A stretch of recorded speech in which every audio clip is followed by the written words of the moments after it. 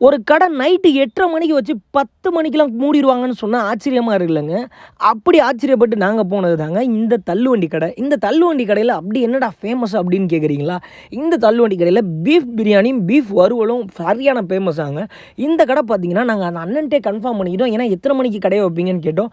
8:30 மணிக்கு வருவோம் தம்பி. 8:30 மணிக்கு வந்துட்டு நாங்க ஒரு 10, 10:30க்கெல்லாம் பிரியாணி முடிஞ்சிரும் அப்படின்னு சொன்னாரு. நாங்க இவங்கள்ட்ட ஃபேமஸா இருக்கிற அந்த பிரியாணி, பீஃப் பிரியாணியும், பீஃப் வறுவலும் ஆர்டர் பண்ணோங்க.